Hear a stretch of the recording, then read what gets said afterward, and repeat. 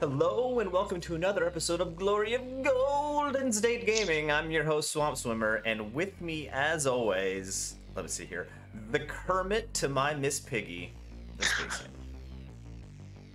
Hey everybody, you constantly keep me on my toes about which one's going to be which, so okay, I like it. How you doing, everybody? So, as everyone's probably all aware, Games Workshop recently released an update about their rank and flank rebirth of Warhammer Fantasy called Warhammer The Old World. And I don't know, I'm interested to know what you think, Vespacian, and I just want to say I'm excited about it. It's definitely not a 9th Age replacement, but I definitely will be partaking. Yeah, I think that I've had some interesting debates with people on this. I think that there could be some positive momentum for T9A out of this, in that it would bring more people kind of into the ecosystem, and because 9th Age is model agnostic, you know, people could play the old world and then transition into. So I think it could be a net positive for the 9th Age. I think that Games Workshop is not going to put out a game that is as good from a rules perspective as 9th Age, at least not on their first try, because they've never been able to. Right? Yeah. So, you know, so I doubt that I'm going to get that clean rule set that I like out of 9th Age.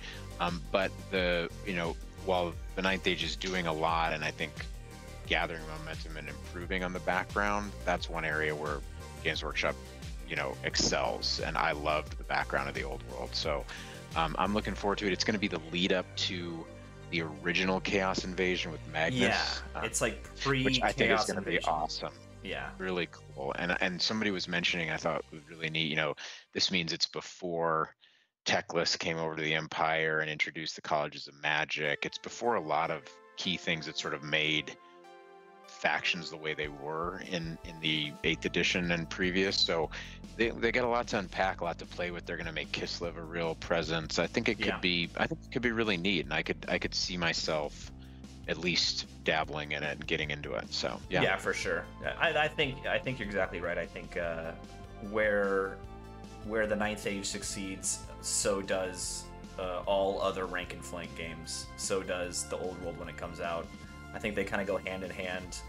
You're right. I'm very pleased with the 9th Age rule set, and I'm assuming that when the old world comes out, it'll be, you know, I don't think they're gonna pare it down as much as they did as Age of Sigmar, where it was like a 3-page rule book.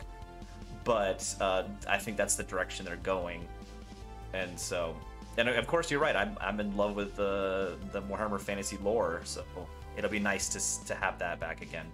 But yeah, I'm excited. Cool. There's no doom and gloom here. Yeah, same. I'm optimistic. But and they make gorgeous models, right? I mean, course, so like you know, I'm assuming we're gonna get some amazing models out of it, which will be cool too. So yeah, which will add to the 9th Age, of course. No one has ever put down GW for making bad models. But let's go ahead and get into the battle report. So last we left off, we had finished round 1, both of us. You walked away with a 15? That's right. Was it 15-point victory? I walked away with a 4-point loss. But we'll see how round 2 goes. Round 2, you get paired into Infernal Dwarves. Gabe Asuna, who is East Bay guy. I think he's Sacramento. Yep. And let's see here. We are doing Marching Columns Breakthrough, but also the twist special secondary for this was that characters up to 3, I think 3, yeah, up to 3 count as scoring units for the breakthrough. Yep, exactly. And when I was building my list, breakthrough is one of the missions I was most concerned about. But then when I saw that twist, you know, that basically means my Seaguard unit with the characters is 4 breakthroughs. Right? So I was feeling pretty confident just on a mission basis. The list is a different story, so we can dig into it. So if you're interested in Aaron's list, please go back to the previous video. But let's move on to Gabe's list. I remember in the list review, I really thought this list was cool. It's the double Turok Commissioner General and BSB, you know, decked out. 2 Prophets, both apprentices on Alchemy and Pyromancy. 15 Citadel Guard, 15 Citadel Guard, 15 Citadel Guard. Then 2 blocks of 5 Turok Anointed, where probably those characters are going to go. 2 rocket batteries, and then a giant. Yeah. So I think, if I recall correctly, the phrase that everybody said was, "That's a lot of beef," and it is. Yeah, I like the build. I think having 2 stubborn blocks is very interesting, and I like the kits and the characters. My biggest issue with this list is just the apprentices, you'll see how it goes with this battle. But for 150 points, you could have made them both adept, gotten 2 channels and 2 more spells, basically making his magic phase an actual presence. Whereas with this, he's got literally just 2 spells. So. Yeah, I think that's a miss. I generally think of the ID magic phase as scary, and this one was not. So yeah. Otherwise, got lots of shooting, and I think we've got my analysis, my matchup analysis next. Yeah, here we go. Yeah, so just because of all the flaming wards, I felt like Lash didn't make any sense. And I liked Scrying in this one because of all the shooting that he had. I had this as a 3 on a list-to-list basis because I don't think the Seaguard matchups super well against an anointed block because they're fishing for 6s to wound, and he's got a good solid amount of ranged output, and the Torok bricks and the rocket batteries really heavily zone the giants and the Frosty, so it kind of constrained my mobility. And I didn't like the 1-to-1 matchups. So yeah, I didn't think this one had a lot of upside for me. But was hoping I could manage the counter battery well. So yeah, see how it goes. Yeah, that makes sense. I feel like it's but it's kind of similar situation from when you played me. Your monsters are in danger, but his rocket batteries have much more range than my poison. So. Did you go into this thinking you would hide the monsters, or would you push them over forward quickly? Yeah, my goal was to find some way to hide them, at least in the early phases, and see if I could use my range. Seaguard Reapers do pretty well against the artillery, so if I could bust down one of the rocket batteries and kind of get a flank moving, I thought that maybe later in the game I could do it. But yeah, in the early phase I wanted to hide them. All right, let's see. All right, so he's already halfway across the board. This looks as top of 1 movement. Yeah, so he dropped everything as soon as he could. It was marching column, so after 3 drops he dropped everything to go first. Let me walk you through his list. So he's got the giant on the right, my right, his left. He's got the general, Torok. With a general. Yeah, right there. And then the 3 15-man units just kind of spread across the center there. In the back, he's got the 2 rocket batteries, and each one of them has an engineer prophet next to them.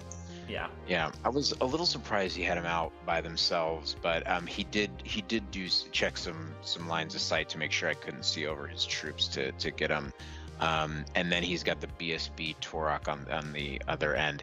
It did mean that he was covering his whole line currently with rerolls or general, but the blocks on each side and the giant didn't get one or the other, right? So so there were some opportunities there.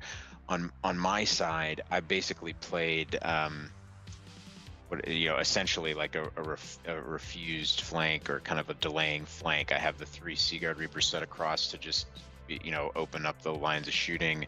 I've got the Seaguard brick with the Grey Watchers behind them. All the characters are in the Seaguard. I've got my lions in the forest bracketed by the 2 giants and the Frosty, and I was very, very careful to check the lines of sight so that he wouldn't have shots from his rocket batteries in turn 1. But you can see that he doesn't have artillery bases, and he and I got into a little bit of I don't want to call it an argument, but a discussion about his line of sight. And he ended up claiming that he could see my rightmost giant with his rightmost from my perspective. And I didn't on turn 1 I didn't want to get into a fight with my opponent, so I just was like, all right, whatever, and we'll see how that goes. And I think my Reavers are somewhere. I can't exactly remember. On the right somewhere, I think they're over. I deployed them over on the right and then pulled them over later. But yeah, and anyway, they also had a spear block, right? Yeah, that is on the right as well. So my thinking with this is breakthrough. What I wanted to do is I wanted to kind of draw his stuff into a big shootout scrum in the center and use those spears to wing up the side. Basically, was my thought process. So he moved forward pretty aggressively. My opponent told me very confidently, marching up his Torok Anointed into the ruins, that they had Ruin Strider. And initially, no. And initially I was like, okay. And then I was just like, man, that just sounds weird. And actually, at the end of his turn 1, I looked it up and they don't. And I told him he could change the move, but he decided to do it, and he ended up taking a bunch of DTs from that. Gosh. Yeah. So you'll see that in the coming picture. So yeah. So he. One unit does have Ruin Strider. The rule sounds so familiar. I just can't think of what it is. Well, there's that Warriors rule where when they have the Wasteland Torch, they become Ruin Strider. Yeah. That was the only one that I could think of. That was why I just, like, initially I was just like, I need to think about it. But I looked, I checked it, didn't see it. So then just to kind of wrap up his turn, he 5 dices Fireball with his mage, because it's literally the only thing that matters, and he rolls 666 and blows him up top of 1. So now he's down to 1 spell at that point, which basically meant his phase was wasted. Yeah, his magic phase is dead. Yeah. So, I mean, a risky play and a little bit of bad luck, but yeah, that's one of the downsides of this phase, right? Is you lack viable casting options. So yeah, on to my turn 1. Oh, the other thing that happens is even my niceness about the line of sight for the giant goes unrewarded, and even needing 5s to hit, he rolls 4 5+ to hit with the rocket battery, shooting at that giant, and one-shots it. Oh no! Top of it. Yeah. Oh no! So yeah, that was a shame. Okay, so now we're on to mine. Take advantage of the fact that his Torok unit is not on the hill to push my giant up aggressively. He basically only has arc with that one Infernal Warrior brick, and I don't care. So I take advantage of that. A bit, also pretty aggressive with the Lions. I like their matchup with the Giant and the Torok for obvious reasons with the multi-wound, so I push them up pretty aggressively. He can charge them with both if he wants, so don't really care. I stay conservative with the spears. I start pulling the Frosty over into the center because I feel like that's where the real action is, and then I start pulling the Reavers back from the right, you can now see. Yeah, so that was my movement here. And then in my shooting and magic phase, my real focus is, as I mentioned in my matchup analysis, counter battery. So I just start hammering those Infernal Warrior bricks in the center. Oh, okay. With my monsters out of arc of the rocket batteries, I prioritize killing off the Infernal. Yeah. So yeah, I think I get a couple spells up, like Scrying, maybe Favor. I can't remember exactly. Just defensive buffs mainly in this turn, and that is it, I think, for my turn. So maybe we can move on to the next one. There we go. So he continues up. Okay. Yeah, so you can see now you see the DTs on his Torok. So he did decide to just move them the second turn after he took 4 wounds. from DTs, and so he just moved him up. You can see the work I started to do. That leftmost Infernal Warrior brick, I think, has lost a rank and a few kind of scattered wounds on the other ones. And then he pushes up his giant aggressively, and here I am trying to be a nice guy, and I say, hey, you know that lions do multi-wound 2 against that guy, right? And he's like, yeah, I guess he was sort of thinking about it as a way to chaff them from getting into his anointed brick, essentially, was what he said. So yeah, that was it. Didn't do much else from a movement perspective. So, and he's basically shooting everything he has at the Sea Guard, just to be clear. Okay. So you can he's peeling off even the rocket batteries. And I mean, admittedly, it's not a very efficient method, but if you fire 8 shots a turn, you're gonna eventually he's gonna whittle him down. Yeah. Sea Guard. Yeah. So that's where we're at here. Okay. So this is your bottom of 2.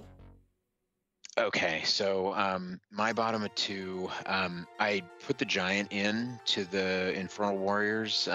He didn't do any wounds to him, so I felt like that was pretty good. I pulled him up, kind of caused him some trouble. I take the charge into the giant because why not? It's literally what that unit was designed for. I bring the spears up and I angle them so that they have the option to flank charge, if he comes forward with the anointed or anything like that, but mainly I'm focusing on the breakthrough. Gosh, like even if the anointed charges your lions, you're still swinging first. You're still gonna just decimate it. Yeah, it's bad. And I bring the Frosty up once again, hiding behind the hill. His anointed can't see it because of the hill, right? So and he's got some nice angles if he wants to go into a Infernal Warrior brick in the center, or help the giant, or pop over behind that house and start thinking about other things. So I like that location, and I was happy with where the Sea Guard were at. They could keep winning the shootout with the Infernal Warriors. Continue bringing the Reavers over. I'm hoping that he bricks the charge against my Reaper on the left with his anointed, and then I can use them to chaff in coming turns. And that's basically it here. Okay. So now we're on to his turn, and you can see I continued to deplete the Infernal Warriors in the center. The giant did a nice job on those Infernal Warriors on the hill, but didn't break them because they were steadfast. I think I just killed 5. So he kind of flipped around. I still see the giant standing here. Yeah, okay, so here, overconfidence, 9 attacks, 3s by 3s, multi-wound 2. I do 2 wounds to that giant. I think the average is 8. The average is 8, so, yeah. I mean, it definitely didn't go great. But what I did was I reformed wide to block off any charges by the anointed, and try to open up as much frontage if they did charge in. And let me see what else happened.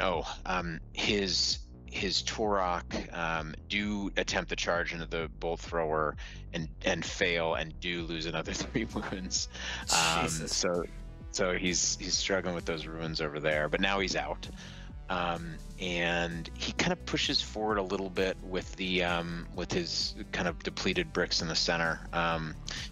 And that was about it for. And then now we're on to his turn. He does charge with the anointed into the lions, and I reminded him again. I was like, multi-wound 2, and he's like, I think it's dicey, and if I do win it, I win big. And I agree with him. Like if he can break through the lions and he picks up the Phoenix, he's in my flank.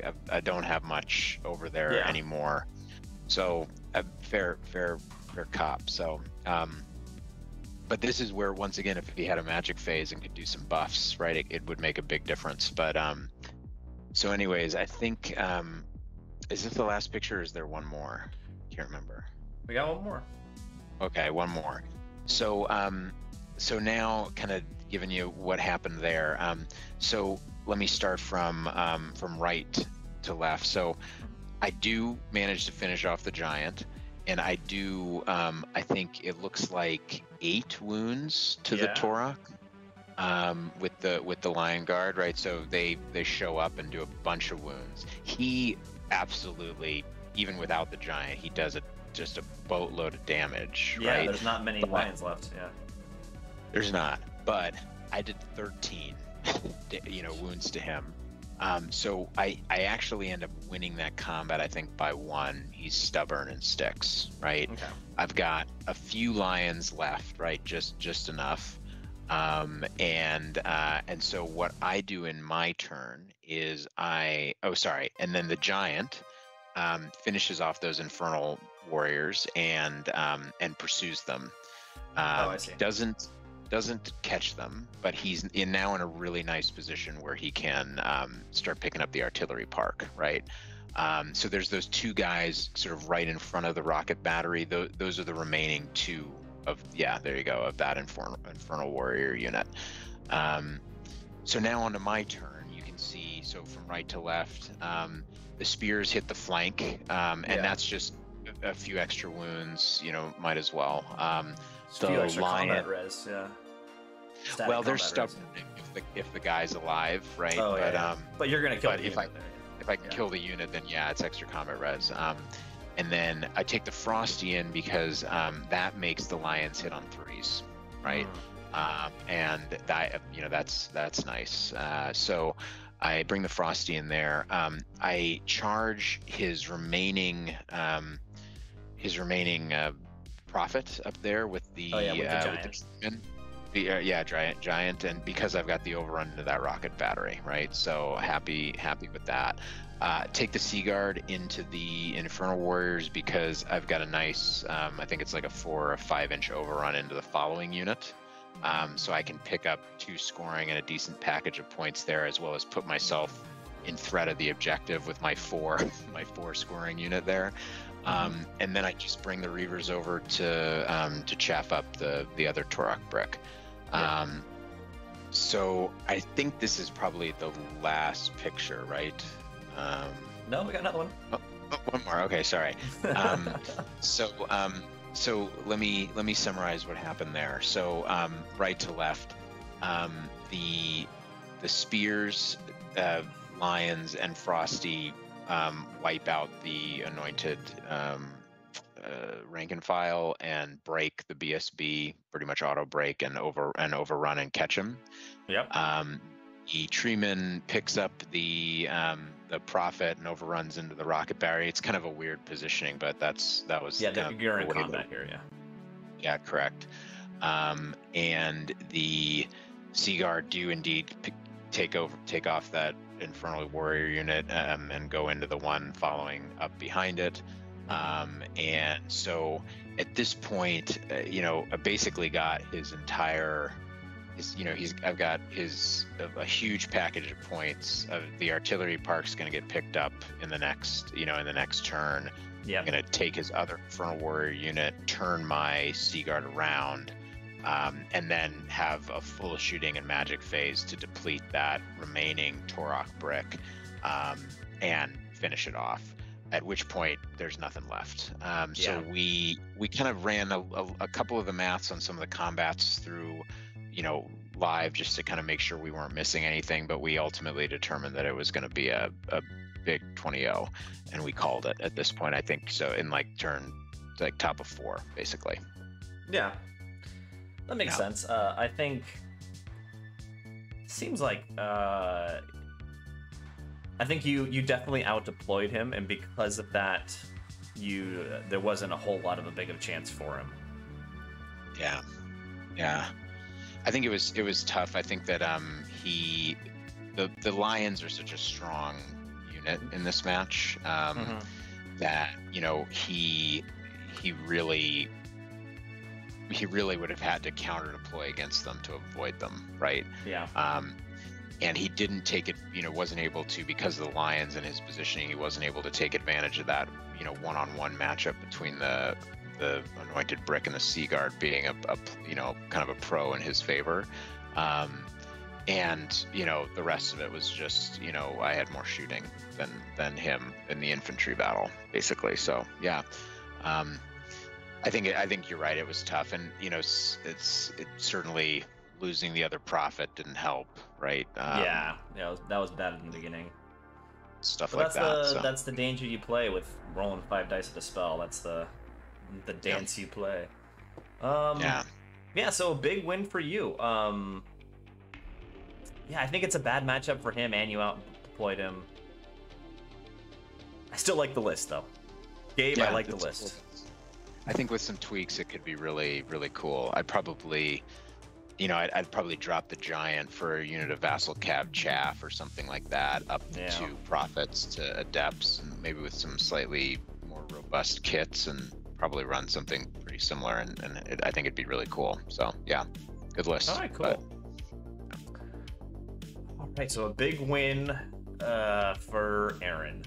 Ugh. Yeah. All right, well, next video we'll get into my game. We'll see how that goes. That's about it. Thanks for please like and subscribe, and have a good evening. Thanks, everybody.